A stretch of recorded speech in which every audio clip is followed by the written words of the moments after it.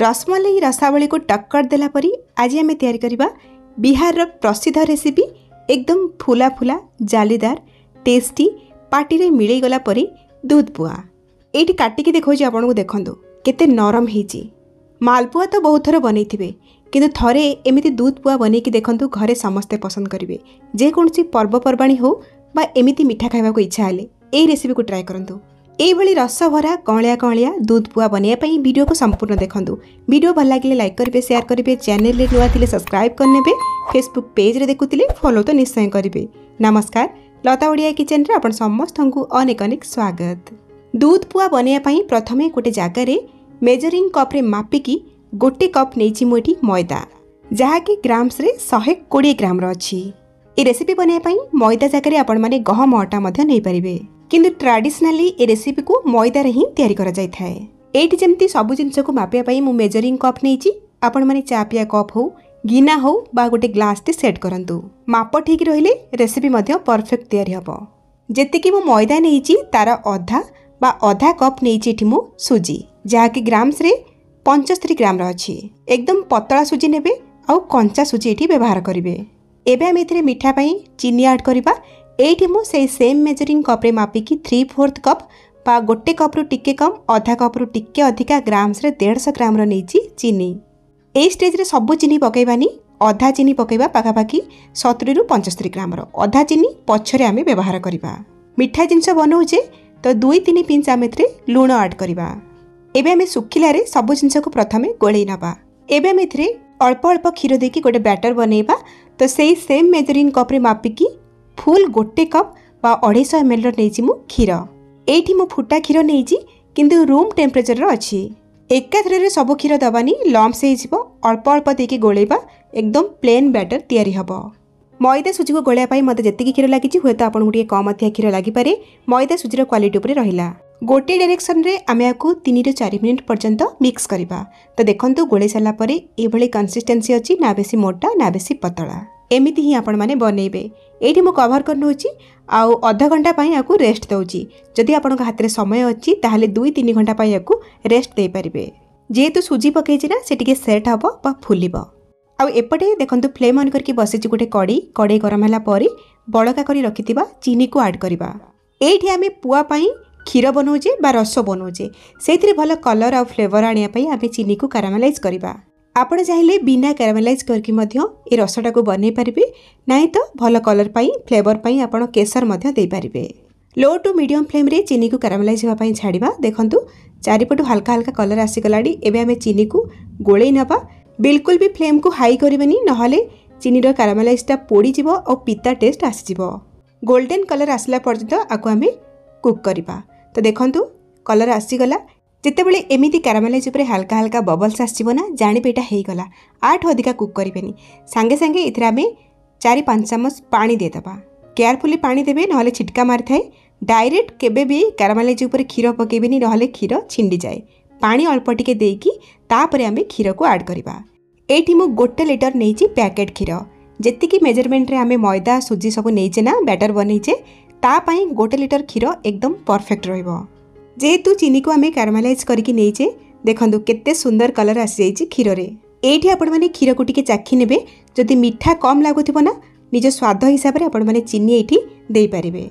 भल बास्ना पई एठी मु 3-4टा गुजराती को गोटा पकोछि। आपण चाहिले गुंड करके मध्य पकई परिबे। एबे हम गैस रो फ्लेम को हाई करिबा। हाई फ्लेम रे खीर को गोटे फुटा आसला पर्यंत फुटेबा। जेतेबेले खीर भल भाबरे फुटी जिवो बा उतुरी आसीबो, गैस रो फ्लेम को मीडियम करिकी 4 ରୁ 5 मिनिट पर्यंत खीर को फुटेबा, हल्का टिके गाढ़ा करिबा। ध्यान रखंतु खीर को अत्यधिक गाढ़ा करिबेनी, काहेकि ना ए खीर रे आमे पुआ पिठा को पकेबा। तो सीए भी खीर को सोक करिबो, तो ऑटोमेटिक खीर सुखी जिवो। मीडियम फ्लेम रे पाखापाखी 4 मिनिट खंडे फुटला परे एथिरे आमे काटी रखिथिबा काजू दबा गोटे बड़ चामच, काटी रखिथिबा बादाम दबा गोटे बड़ चामच, आउ छोट छोट करी काटी रखिथिबा पिस्ता दबा गोटे बड़ चामच। एठी ड्राई फ्रूट्स बिल्कुल ऑप्शनल अछि, आपण चाहिले प्लेन भी बनै परिबे। आउ 1 मिनिट आमे फुटै नबा। तो एठी देखि परथिबे खीर हमर बेसी गाढ़ा हैनी, माने 1 लीटर खीर को मु 900 ml हैला पर्यंत फुटैछि। एई भली हाई रखिबे। गैस रो फ्लेम को ऑफ करके खीर को आमे साइड रे रखिबा। आउ एपटे बैटर को रेस्ट करिवार हे गलानी आधा घंटा। तो एठी देखंतु आग अपेक्षा हमर बैटरटा गाढ़ा हो जाइछि, आउ सुजी मध्य बहुत भलो भाबरे फुलिछि। एते बहलिया बैटर रे बा आण रे आमर पिठा हेई परिबनी सेति एथिरे आमे आउ टिके क्षीर मिक्स करके कंसिस्टेंसी को एडजस्ट करवा। तो से सेम मेजरिंग कप रे मापिकी 1/4 कप बा 3 ରୁ 4 चामच नहीं मु क्षीर को देकी भल भाव में मिक्स करनबा। ध्यान रखंतु बैटर एठी आमर बेसी मोटा हबनी कि बेसी पतला रहिबनी, मीडियम रहिबो। आण जदि मोटा हो गला पिठा मोटा मोटा तैयारी हबो, बेसी पतला आण हो गले तेल रे बैटर पकेला मात्रे पूरा खोली जिवो। एठी देखंतु बैटर ऊपर जतेबेले मु तळु को पकोउची ना गोटे फ्लोर रे पडुची, बिल्कुल भी मझिरे ब्रेक होनी और तळे पड़िला मात्रे ही से सेप नहीं जाउची बा मिसी जाउची। एमिति ही रखिबे बैटर को। एबे हम एथिरे आउ किछि जिंस ऐड करबा। तो भल बास्ना पाई एथिरे आमे आधा चामच दबा फ्रेश गुजराती रो गुंड, ता सहित गोटे छोट चामच दबा पान मधुरी। आउ एठी छोट छोट करी काटी किछि ड्राई नट्स ऐड करबी। गोटे छोट चामच पिस्ता, गोटे छोट चामच आलमंड, गोटे छोट चामच नेची काजू। आपण चाहिले नड़िया को छोट छोट करी काटी केथिरे देई परिबे बा बिल्कुल एथिरे किछि ड्राई नट्स न पकेइले मध्य चलिबो। ड्राई नट्स देकी गोले साला परे एठी हमरो आण बा बैटर एकदम रेडी। पुआ पिठा छाणिया पई एपटे देखंतु कड़ी रे किछि तेल देकी मो मीडियम फ्लेम रे गरम करिया पई बसैछि। ए पिठा को बनिया पई सब बेले टिके फ्लैट कड़ी बा फ्लैट फ्राई पैन नेबे, जोथि पई कि गोटे थरे रे बहुत गुडा पिठा को फ्राई करि परिबे। कड़ी रे टिके तेल अधिका करिकि नेबे, जोथि पई कि हमरो पुआ पिठा गुडाक फुलिबो आउ नरम तयारी हबो। पिठा को अधिक ठंडा तेल रे बा अधिक धुआं बाला वाली गरम तेल रे फ्राई करिबेनी। तेल भल भाव में गरम हेछि कि नै जानिया पई अल्प टिके बैटर रु आमे तेल रे पकेइबा।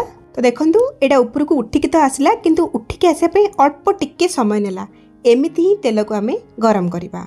एबे आमे गोटे फुल चामच बैटर नबा आउ गरम तेल रे गोटे जगह रे आमे बैटर को ढालिबा। देखंतु ठीक एई भली भाव रे फ्लेम को आपण माने मीडियम हाई रे रखिथिबे, लो करिवेनी कि अति हाई करिवेनी।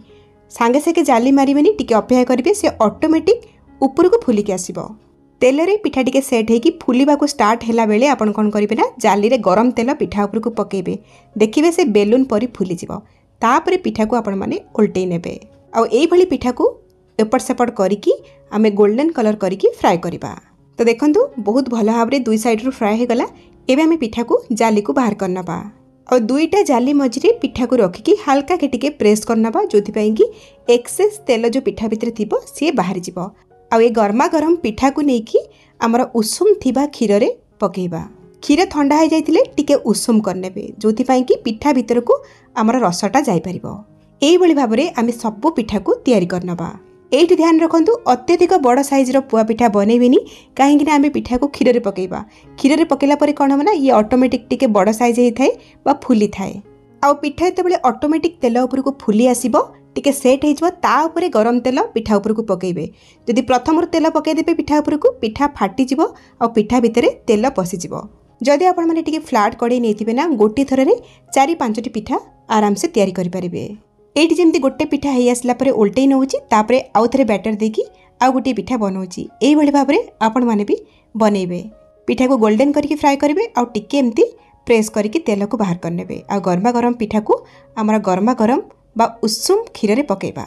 एई भली भाबरे पिठा को उषुम क्षीर रे देकी एपट सेपट करिनबा। क्षीर जेतु उषुम अछि पिठा बहुत जल्दी क्षीर को सोक करनबो।